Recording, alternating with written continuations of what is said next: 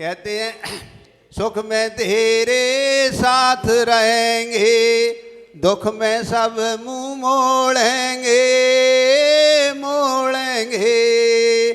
सुख में तेरे साथ रहेंगे, दुख में सब मुंह मोड़ेंगे मोड़ेंगे। दुनिया वाले तेरे होकर तेरा ही दिल तोड़ेंगे तोड़ेंगे। जो हम भी पाप करते हैं, क्या उसको कोई देखता नहीं है? भगवान देखते हैं कि नहीं? फिर भी हम वही करते हैं। कहते हैं देते हैं भगवान को धोखा, देते हैं भगवान को धोखा, देते हैं भगवान को धोखा।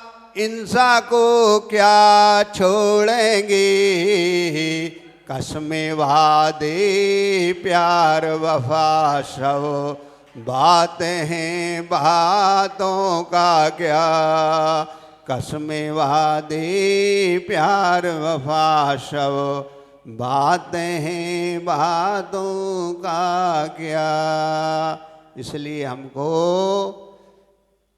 दो काम जरूर करने चाहिए, एक जीव की जीविका और एक जीव उद्धार है। जीविका के साथ साथ हम अपने जीवन के उद्धार का भी पुरुषार्थ करें तो ये हमारी मनुष्य मर्यादा सार्थक होगी। जय बोलो परम पूज्य मुनिवर श्री 108 अरजत सागर जी महाराज की जय। पूज्य शल्लग 105 श्री सागर महाराज के चरणों में इच्छामी करते हुए निवेदन करते हैं कि प्रतिदिन की भांति आज भी हमको संबोधन के मार्ग से मार्गदर्शन दें। इच्छामी महाराज जी, इच्छामी इच्छामी।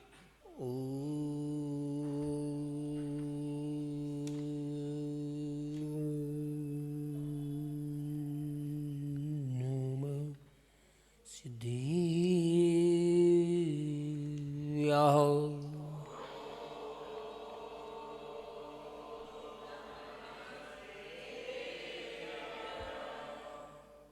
परम पूज्य आचार्य मुनि विशुद्ध सागर जी महाराज की जय। परम पूज्य मुनिवर 108 अरजत सागर जी महाराज की जय। पंच परमेष्टि भगवान की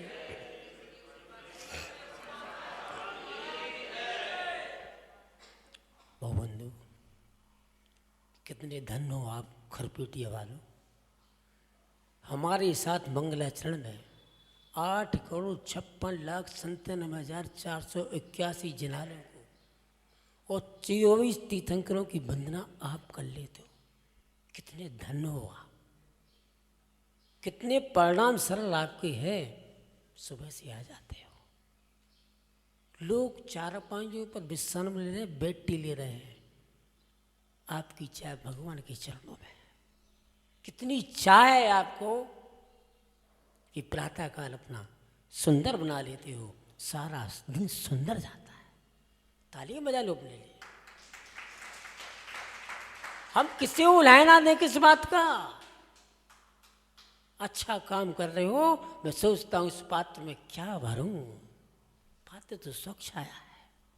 चले मेरे भव भव न सजाए, आपके चरण कमल का प्रसाद यानी गंध तक लेके भव की ज्वाला शांत हो जाए, इसलिए आपके चरणों में आया हूं। तेरी प्रतिमा इतनी सुंदर, तू कितना सुंदर होगा। हे भगवान, आपके प्रणाम जितने निर्मल हैं सो आपके नौकर रूपी प्रतिमा में दिखाई दे रहे हैं। उनका गुणानुवाद क्या करूं, मेरी में शक्ति नहीं है। वक्तुम गुणान गुण समुद्र शशांक कांतान कस्ते क्षमा सुर गुरु प्रतमोपि बुद्ध्या कल्पांत काल उवातरे तुमल बम्बु निधिम्बुजाभ्य। बृहस्पति भी आपके गुणों को कहने में समर्थ नहीं, समुद्र को पार करने में भुजाएं सक्षम नहीं, फिर भी मैं तुच्छ बुद्धि आपके चरणों में आपके गुणानुवाद करने आया। आप ही भगवान इतने सरल हैं कि मेरे परिणाम सरल हो जाते। परिणाम तो दुकान में भी सरल होते हैं। जब ग्राहक आता है ना तो ये लगता है ये माल ले जाएगा, तो बहुत परिणाम सरल, बहुत ही परिणाम सरल होते हैं। अब वो सारा माल निकालवा करके चला गया। अब परिणामों की दशा देखो क्या होती है, कितने सुंदर परिणाम रहते हैं। इसलिए कहते हैं भाई परिणाम सरलों के भी सरल नहीं है। यहाँ तो अर्घावतारण असी प्रारण में सदा समता धर। भगवान के चरणों में आने के बाद उन्हें चाहे आप गालियाँ दो, चाहे फूल चढ़ाओ, कुछ भी चढ़ाओ, कुछ नहीं बोलते। अब जब कुछ नहीं बोलते तो अपना मन मार के बैठ जाते हैं कि अब आपसे क्या कहें भगवान, आप ही धन्य हो, आप जैसा ही बन जाऊं यही भाव लेके आ रहा हूँ। इसलिए कहते मैं बंदो जिन देव को करी अति निर्मल भाव। भगवान के चरणों में आकर इतना टूटो, इतना टूटो, इतना टूटो, इतना टूटो, इतना टूटो को सिद्धालय मिल जाए। इतना टूटो, परिणाम इतने निर्मल हों कि सिद्धालय की यात्रा करने का मार्ग खुल जाए। क्योंकि कर्म के बंधन को तोड़ने वाले जिनेंद्र की भक्ति में होने वाले परिणाम ही आपके सहायक हैं। इसके अलावा संसार में दूसरा कोई उपाय नहीं है, कोई भी उपाय नहीं है। चाहे घर में रहो चाहे बाहर रहो। इसलिए उन आँचों से, घर परिवार वालों से, स्त्री से पुरुषों से, पुरुष स्त्री पुरुषों से, स्त्री पुरुष से, पुरुष स्त्री से दूर रहो। एकांत की यात्रा है, जैसे भगवान एकांत में बैठे हैं ऐसे एकांत यात्रा करो। मौका मिले तो मंदिर में समाज चाहे तो संभव दो, बस इतना ही मोक्ष मार्ग है।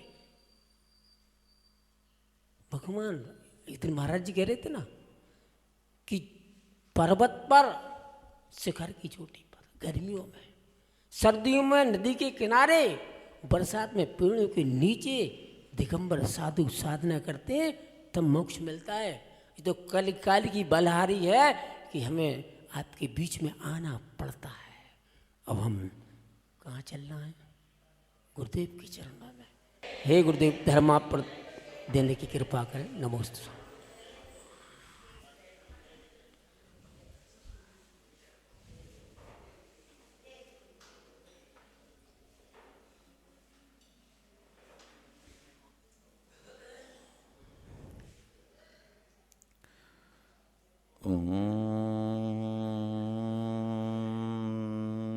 नमः सिद्धेभ्यः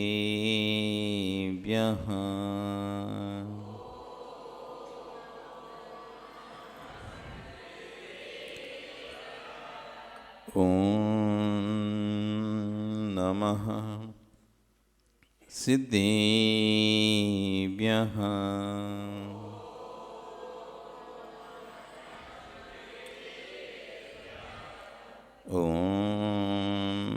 नमः सिद्धेभ्यः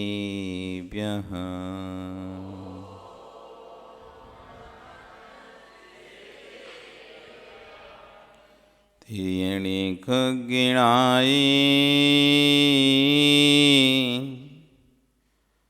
रुतारी मोहि सिर सिरे निबिहु आयरी राओ बसियो परवादीण्यो भव्य जी लोए नमो अरिहंताणं नमो सिद्धाणं नमो आयरीयाणं नमो अच्छायाणं नमो लोये सव्यसाहुणं। बोले अनंत अनंत से परमेष्टि भगवान की, आदिरम आदिनाथ भगवान की, वर्तमान शासनी महावीर भगवान की, आचार्य श्री कुंद कुंदेव स्वामी महाराज जी की, आचार्य गुरु श्री क्षण विश्व सागर जी महाराज जी की, अहिंसा में विश्व धर्म की।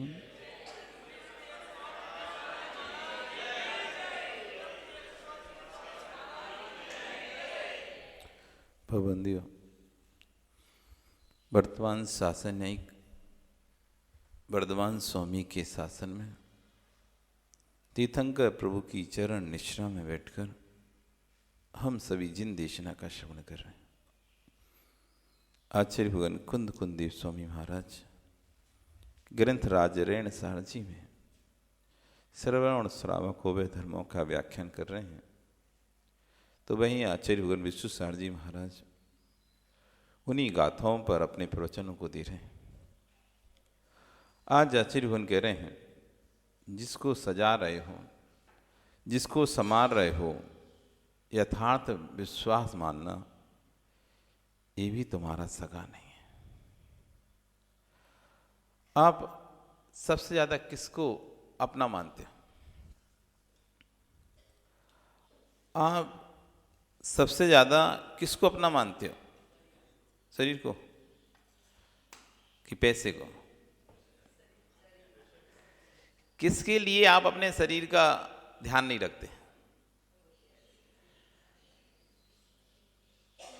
किसके लिए? अच्छा, क्रम से बताना है ना। सबसे ज्यादा किसको आप अपना मानते हो? आपने कहा शरीर को। तो शरीर के लिए किसके लिए शरीर का ध्यान नहीं रखते हैं? तो कौन हुआ इंपॉर्टेंट है? कौन हुआ? पक्का ना, बदलना नहीं। ये पैसा किसके लिए कमा रहे हो?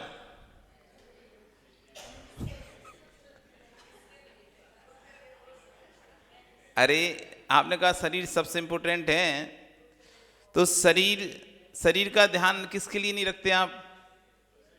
जब धन संपत्ति व्यापार की बात आती, पैसे कमाने की बात आती, तो आपको भरी दोपहरी में, जिस दोपहरी में कोई निकलना भी नहीं चाहता, लू भी चल रही हो, लेकिन यदि आपको पता है कि आपका व्यापार हो जाएगा और आपको इतना प्रॉफिट हो जाएगा, तो फिर आप लू भी नहीं देखोगे, गर्मी भी नहीं देखोगे, ऐसी भीषण गर्मी में निकल जाओगे। सब घर वाले कहेंगे छोड़ो आज मत जाओ ना, बहुत गर्मी है। नहीं नहीं नहीं, अभी नुकसान हो जाएगा। तो मतलब धन के लिए अपन शरीर को नहीं देखते, तो इंपॉर्टेंट कौन? शरीर या पैसा?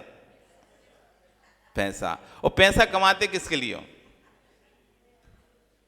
पैसा कमाया किसके लिए जा रहा है?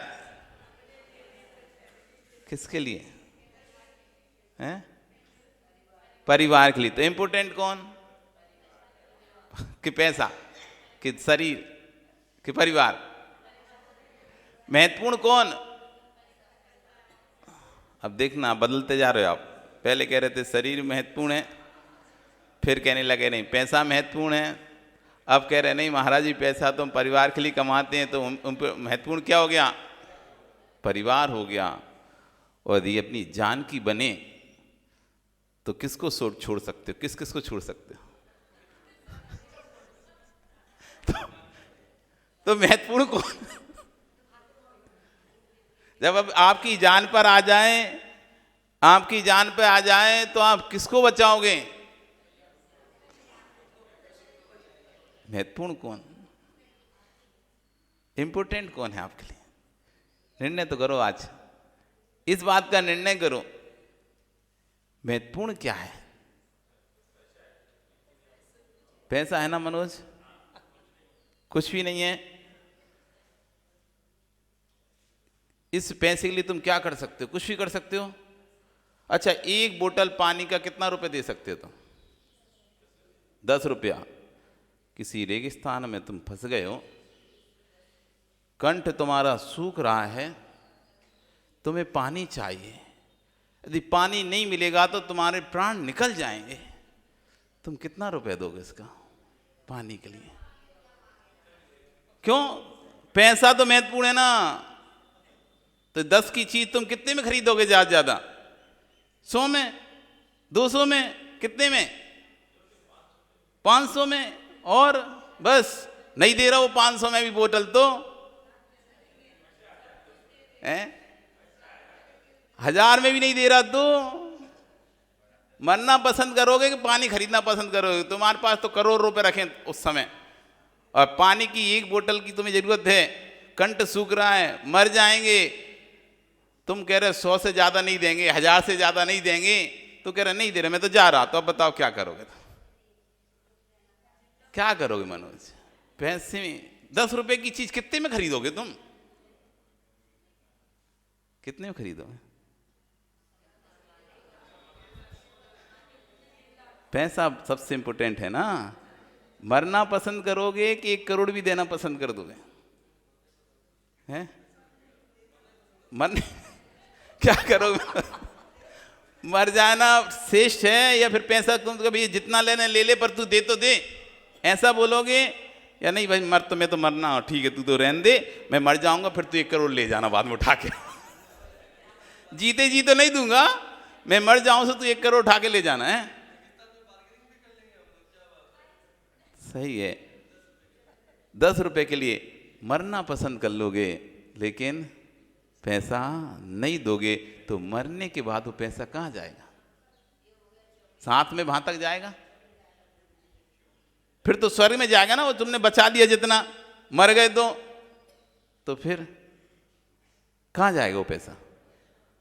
वैसे भी ले जा रहा था वो, वैसे भी ले जा रहा था, कम से कम प्राण तो बच रहे थे, और तुमने नहीं दिया, प्राण भी गए, पैसा भी गया।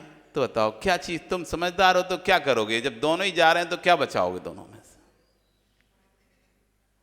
दोनों ही जाने की स्थिति है, नहीं देते तो प्राण भी गए, पैसा तो चले ही जाएगा, प्राण भी चले जाएंगे।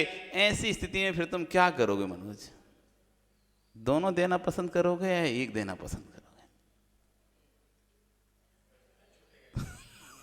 पैसा नहीं छूटे, प्राण भले छूट जाए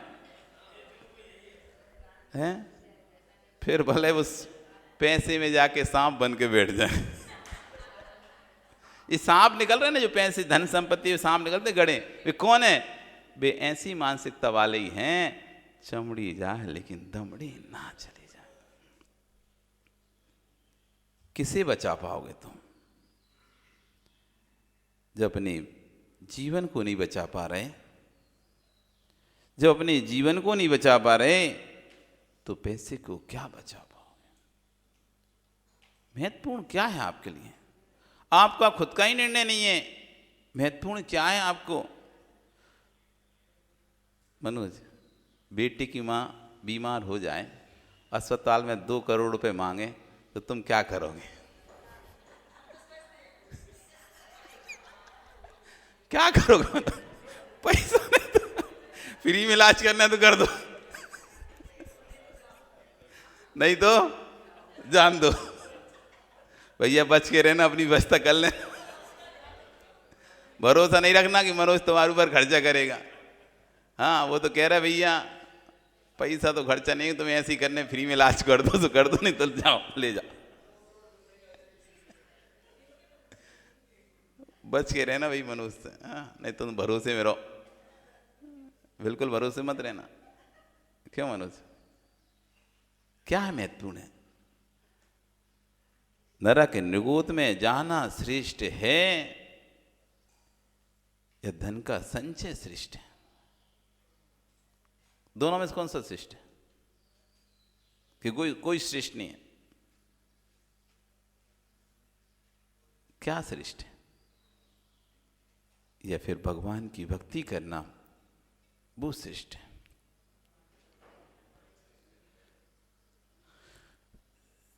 आप किसी का इंतजार कर रहे हैं, धूप में खड़े होकर इंतजार कर सकते हैं, छाया में खड़े होकर भी इंतजार कर सकते हैं।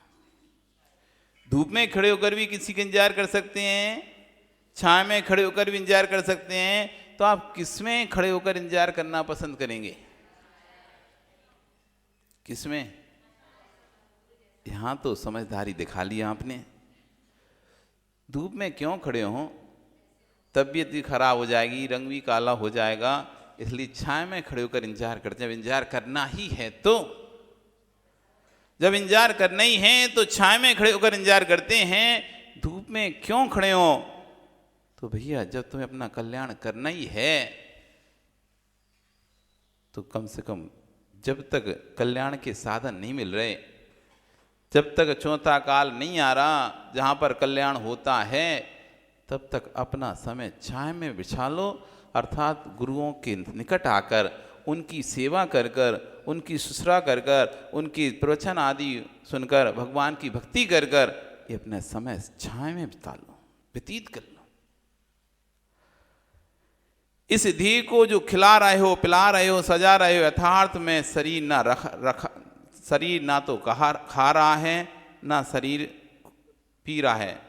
कौन खाता है खाना? शरीर खाता है कि आत्मा खाती है? कौन खाता है खाना? आत्मा खाती है, ये शरीर खाता है? खाता कौन है, शरीर या आत्मा? शरीर खाए तो मुर्दे को खाना चाहिए, आत्मा खाए तो सिद्धों को खाना चाहिए। दोनों ही नहीं खाते, फिर खाता कौन है? दोनों के संबंध से खाता कौन है? तीसरा। अब दोनों के संबंध से खाता कौन है? तीसरा या वही दो? आनंद किसको आता है? दोनों को। तो जिसको आ रहा है वही तो खा रहा है, जिसको आनंद आ रहा है वही तो खा रहा है। जिसको आनंद नहीं आए वो खाएगा कैसे? खाएगा कैसे? शरीर के माध्यम से कहा रही है आप आत्मा अनुभूति ले रही है, आत्मा आनंद ले रही है। आत्मा निज ध्येय का भी भोग कर रहे हैं आप।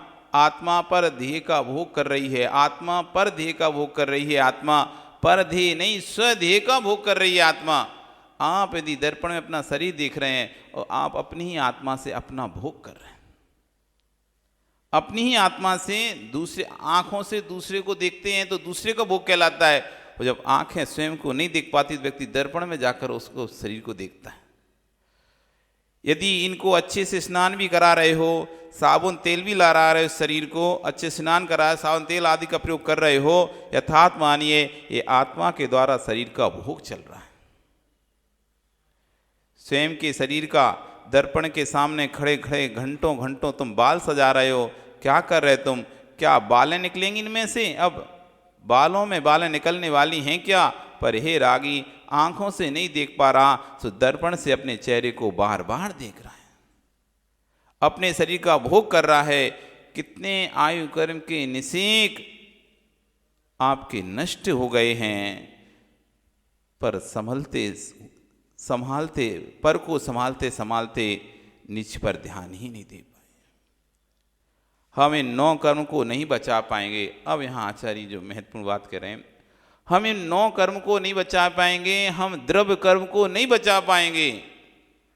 मणि मंतो से रक्का है गैल रहो ये सैल बिज जाओ, जीवाणम नहीं शरणम तिसु लोहे मरण संयमी।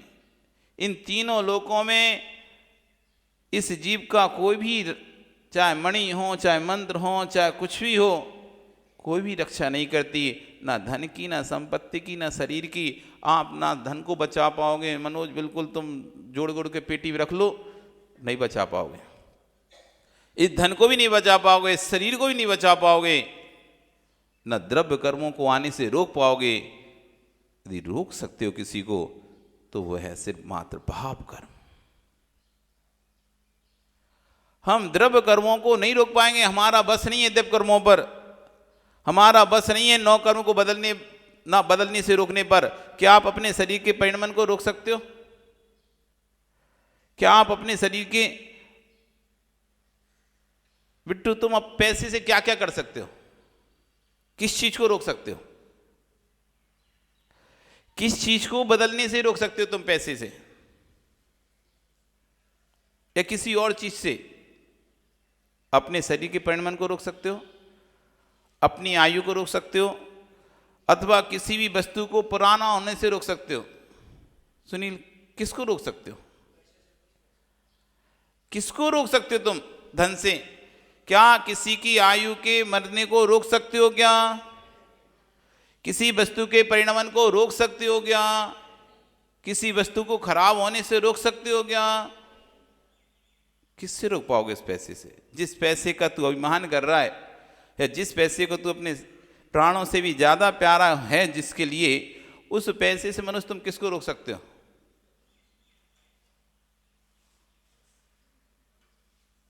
किसको रोकोगे? ऐसे थे तो जब पैदा हुए थे तब ऐसे ही थे क्या? थोड़े और अच्छे थे हैं? जब तुम्हारी शादी थी तब ऐसे दिखते थे कि और सुंदर दिखते थे? कैसे दिखते थे? सुंदर दिखते थे ना। हाय। वो सुंदरता कहाँ गई? रोक क्यों नहीं पाए? पैसा नहीं था उस समय। उस समय पैसा नहीं था तुम्हारे पास, था ना, फिर रोक क्यों नहीं पाए? उस सुंदरता को भी नहीं रोक पाए तुम। क्या तेल नहीं लगाया था? क्रीम नहीं लगाए थे?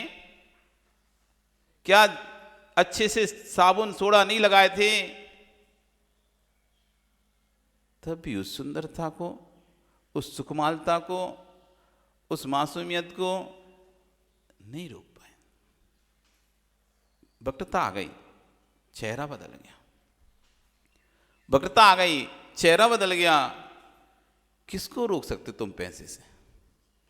एक तो कोई ऐसी वस्तु बताओ जिसे तुम पैसे के माध्यम से रोक सकते हो। दुख को रोक सकते हो पैसे के माध्यम से? दुख ना आए ऐसा पैसे के माध्यम से दुख को रोक सकते हो तो आज पैसे वाले दुखी नहीं दिखाई देते, क्योंकि और ज्यादा दुखी दिखाई देते हैं। कोई तन दुखी, कोई मन दुखी, कोई धन दुखी आता, इस संसार में कोई सुखी नजर नहीं आता। कोई तने दुखी, कोई मने दुखी, कोई धने दुखी आता, इस संसार में कोई सुखी नजर नहीं आता। कोई पुत्र बिना नित झूरे, होए मरे सो रोवे, खोटी संतति सो दुख उपजे, सो प्राणी सुख सोवे। किसी ही घर कलहारी नारी, कै बैरी सम भाई, किसी ही के दुख बाहर दिखे, किसी ही उर्दु चिताई। कोई के बाहर दिख रहे हैं, कोई अंदर ही अंदर घुट रहा है। तो आप पैसे से क्या रोक सकते हो? दुख रोक सकते हो, परिणमन रोक सकते हो, बदलाव रोक सकते हो। क्या रोक पाओगे राहुल? क्या रोकोगे तुम? एक आध कोई चीज तो, कोई भी चीज हो ऐसी जो पैसे से रुक जाए, रुक सकती है क्या? आयु का एक भी निषेक बढ़ा सकते हो इस धन से? आयु का एक भी निषेक इस धन से बढ़ा सकते हो क्या? वो सिकंदर जब जा रहा था जहाज यात्रा में और बीच में ही उसका मरण हो रहा है, वो वैद्यों से कह रहा है पूरा राज्य दे दूंगा, पूरा राज्य दे दूंगा, बस मुझे इतना सा समय ले लो, मैं अपने शहर में मरूं। उसे जमीन ही नहीं हासिल हुई मरने के लिए, समुद्र में मरा, बीच में पहुंच ही नहीं पाया अपने स्थान तक। दिगंबर मिराज ने पहली घोषणा कर दी थी, अवधि ज्ञानी मिराज ने, तुम अपने स्थान पर नहीं पहुंच पाओगे, उससे पहले तुम्हारे आयु का प्राणांत हो जाएगा। उसने पूरी कोशिश कर ली, अपने वैद्यों से कह दिया जितना पैसा धन संपत्ति जो भी लगे, जैसी भी औषधि जो भी हो सके, पर इतनी देर जीवित रख लो, मैं अपने स्थान तक पहुंच जाऊं। पर नहीं पहुंच सका, नहीं पहुंच सका। आचार्य कह रहे हैं इसलिए एक निर्णय कर लो। आज एक निर्णय कर लो कि मैं 9 कर्म को नहीं रख सकता हूं सुरक्षित, इस शरीर को सुरक्षित नहीं रख सकता हूं, पर भाव कर्म को सुरक्षित रखना मेरे अधिकार में है। इस 9 कर्म को तो हम सुरक्षित नहीं रख सकते, लेकिन इस 9 कर्म के राग में जो हमारे भाव कर्म में परिवर्तन हो रहा है, उसको हम सुरक्षित कर सकते हैं। देह को सुरक्षित नहीं रख पाओगे, पर परिणामों को सुरक्षित कर सकते हैं। समझ में आ रहा है क्या कह रहा हूं? देह तुम्हारे बस में नहीं है, ये नियत काल तक है, पर भाव कर्म तेरे बस में नियत है। ये नियत काल तक है। देह तो, शरीर तो एक निश्चित समय का, उसके बाद तो छूट जाना है, चाहे कोई भी हो, चाहे कोई भी हो, इंद्र हो, नरेंद्र हो, स्वयं तीर्थंकर क्यों न हो। तत्त भवे किम शरणम जत्त श्री दानम दिस दो बिलो, हरिहर ब्रह्मा दिया कालेण कवड़िया जत्थ तत्व भवे किम शरणम। उस व्यक्ति को शरण कहाँ। जत्थ सुरिंदाणम दीस दो विलयो। मरते हुए विलसित, जब ये शरीर विलसित होगा, चाहे इंद्र हो सुरेंद्र हो हरिहर ब्रह्मा दिया, हरि हो हर हो विष्णु हो ब्रह्मा हो कोई भी हो, कालेण कवलिया जत्थ, सबने काल को अपने गाल में समा लिया है। कोई भी नहीं बचेगा, ना कोई बचा पाएगा। जब ये शरीर तो बचने वाला है नहीं है, ये 9 कर्म बचने वाला है नहीं है, और इस 9 कर्म को तुम बचा सकते नहीं हो, तो फिर किसकी रक्षा करोगे। घर में आग लग गई, क्या बचाओगे। अच्छा सी बताओ। मनुष्य तो पैसा बचाएगा, चाहे भला खुद जल जाए, वो कोई दिक्कत नहीं है।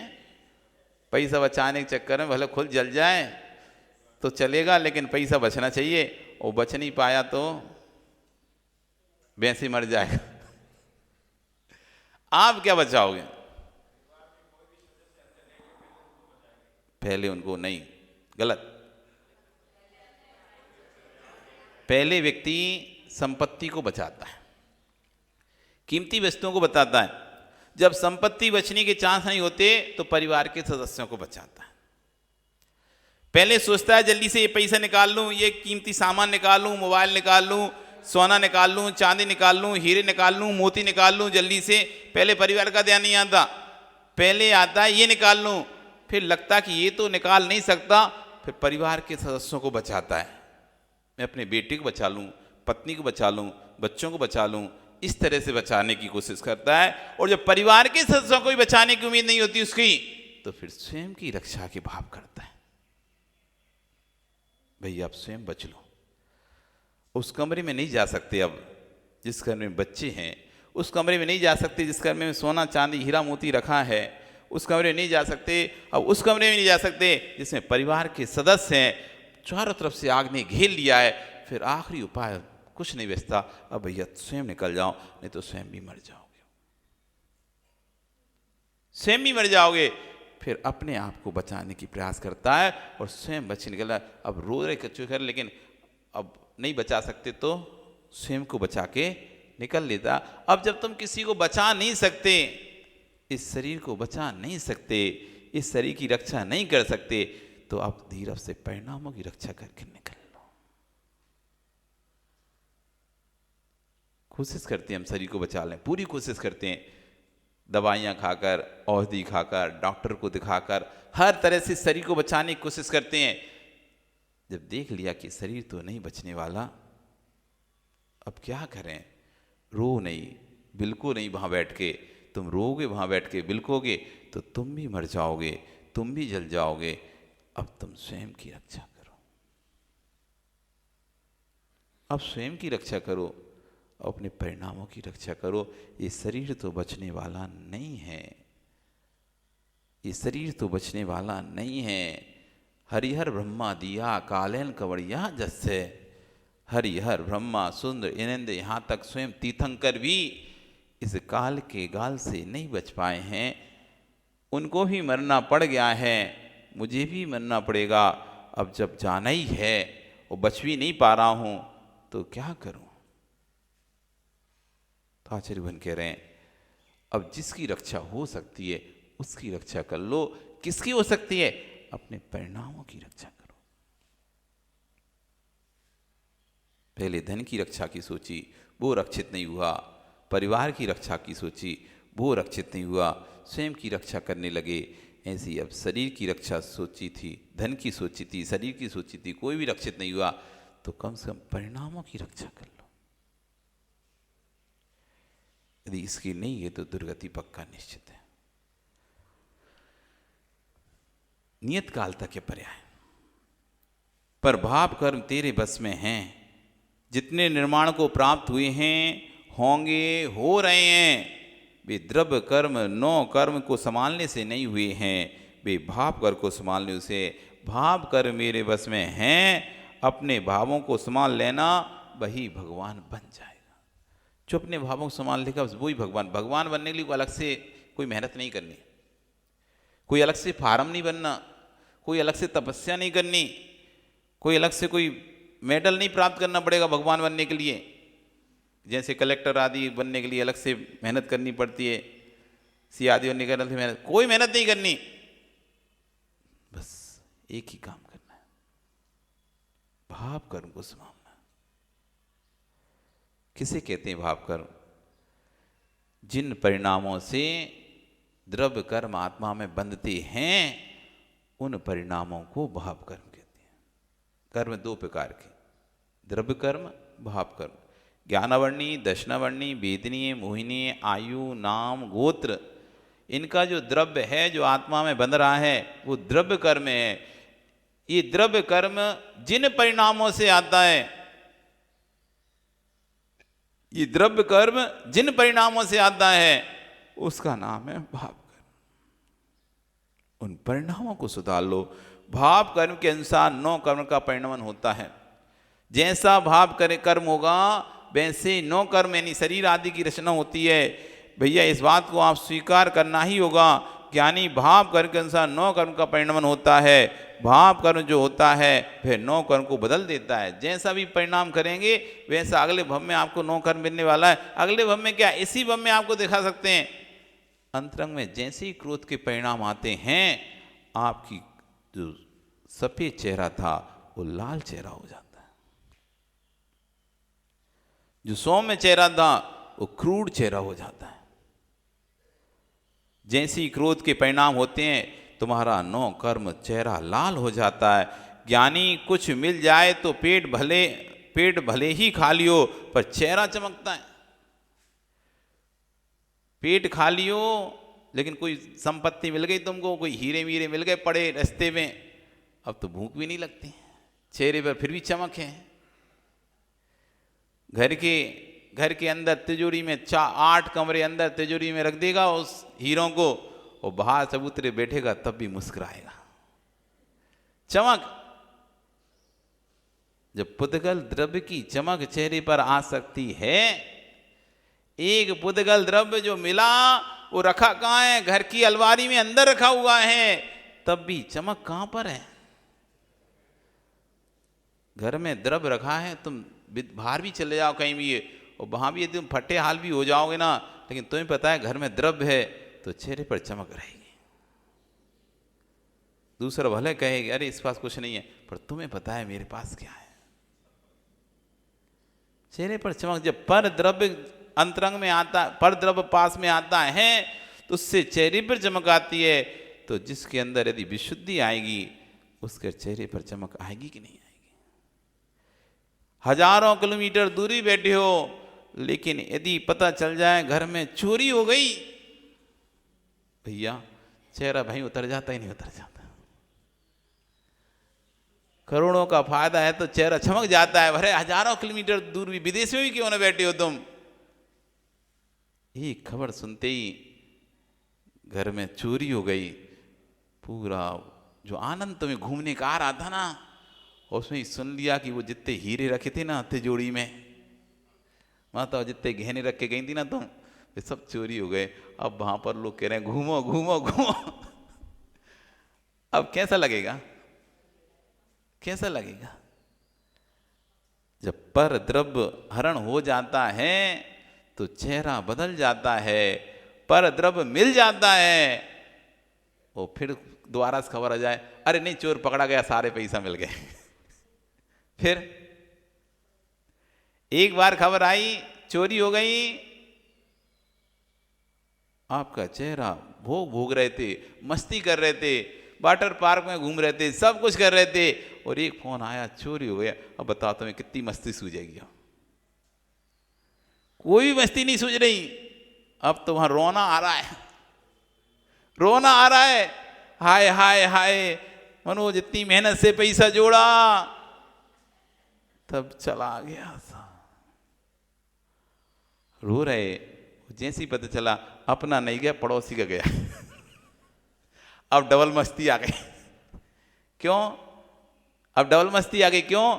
अपना सुरक्षित है, एक इस बात की मस्ती और दूसरी इस बात की पड़ोसी का चला गया, जिसका पंचायतें नहीं थी अच्छी है उसका गया, तो डबल खुशी हो गई।